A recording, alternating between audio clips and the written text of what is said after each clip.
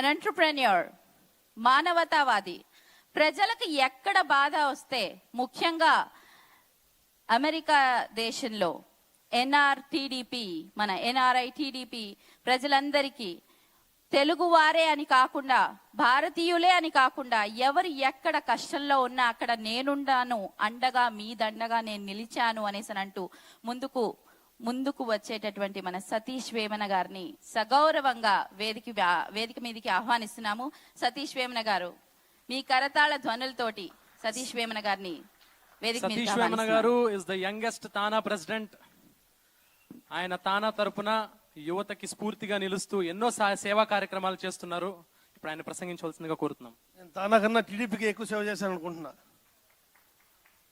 ఎందుకంటే అమెరికాలో మొట్టమొదటి తెలుగుదేశం జెండా కట్టింది నేనే. 2002 నుంచి ఇక్కడ వాషింగ్టన్ డీసీలో ఎన్నో సేవా కార్యక్రమాలు చేస్తున్నా. ముఖ్యంగా వేదికను అలంకరించిన పెద్దలకి, ముఖ్యంగా సోదరులు గౌరవనీయులు గంటా శ్రీనివాసరావు గారికి, అలాగే మా జిల్లా నుంచి రెండవసారి రాజ్యసభగా ఎన్నికై మా కిరీటాన్ని ఢిల్లీలో ఎగరేసిన మా సీఎం రమేష్ అన్నకి, సోదరులు పెద్దిరెడ్డి గారికి, టీటీడీ బోర్డు మెంబర్, అలాగే కదిరి బాబురావు గారికి, పాతూరు నాగభూషణ్ గారికి, పూర్ణ గారికి, అలాగే మా తెలుగు రిప్రజెంటేటివ్ ఆఫ్ అమెరికా కోమటి జయరా గారికి, తానా నాట జాలస్ తెలుగుదేశం సభ్యులందరికీ కూడా హృదయపూర్వక నమస్కారాలు. అదే నాకు కొంచెం ఆశ్చర్యంగా ఉంది, ఎందుకంటే తెలుగుదేశంగానే ఎక్కువ ప్రమోట్ అయ్యాం తప్ప దానికి తానాగా అంటామంటే కొంచెం, అందుకే దాన్ని అడ్రస్ చేయాల్సి వచ్చింది.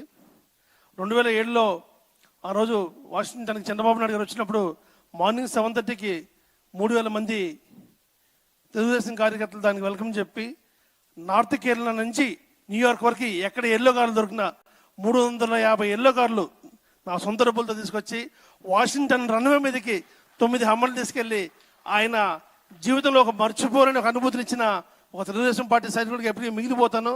అలాగే 2008, 2009 భారతదేశంలో ఆంధ్రప్రదేశ్లో తెలుగుదేశం పార్టీ రాష్ట్ర ప్రధాన కార్యదర్శిగా రాజంపేట నుంచి గుంటూరుకి 2 ట్రైన్లు వేయించాను. యువగర్జన్కి 110 బస్సులు, 250 సుమోలు.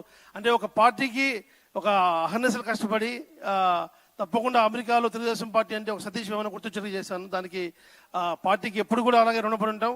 అలాగే రాబోయే 2019 ఎలక్షన్లో కూడా తప్పకుండా మనందరం కూడా 2014లో ఎలా అయితే పనిచేస్తామో అలా మనందరం కూడా మన రక్తం దారిపోసినా సరే తప్పకుండా మళ్ళీ తెలుగుదేశం పార్టీని అధికారంలోకి తీసుకురావాలి. దాని మనందరం కూడా రెడీగా ఉన్నామని చెప్పి ఈ పసుపు మహానాడును ఇక్కడ దాలాస్లో చూస్తే కూడా అర్థమవుతా ఉంది.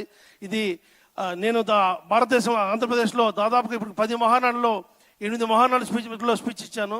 ఈ మహానాడు మిస్ అయ్యాను, కానీ ఏ మాత్రం నాకు మిస్ అయినట్టు అనిపించట్లేదు. ఎందుకంటే అమెరికాలో కూడా డాలాస్లో ముఖ్యంగా ఇక్కడ అందరూ కూడా మొత్తం అందరు సోదరులు కూడా ఒక్క తాటిపైకి వచ్చి ఇలా చేశారంటే మేమందరికీ పాదాభివందనాలు చేస్తూ మళ్ళీ వచ్చే ఎలక్షన్ వరకు కూడా ఇలాగ చేస్తారని చెప్పి కూడా మనస్ఫూర్తి కోరుకుంటున్నాను.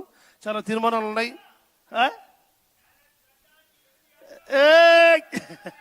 నిజంగా చాలా బాగా చేశారు. ఆ రోజు చంద్రబాబు నాయుడు గారు వచ్చినప్పుడు అయితేనేమి, లోకేష్ గారు వచ్చినప్పుడు అయితేనేమి కూడా చాలా బాగా చేశారు. తప్పకుండా వాషింగ్టన్ డాలాసా అని పోటీ పడినప్పుడు నేనే విత్డ్రా అయ్యి లెట్స్ డూ ఇన్ డాలాస్ అని చెప్పాను. ఎందుకంటే డెఫినెట్గా మీ మీద ఒక నమ్మకం ఉంది. సో తప్పకుండా పెద్దలందరూ ఉన్నారు, మనందరం కూడా తప్పకుండా ఈ రాత్రికి రేపు కూడా నిజంగానే అక్కడ మహానాడులాగానే మన పెద్దిరెడ్డిన ఎంతో టైం కూడా పెట్టారు సభకి.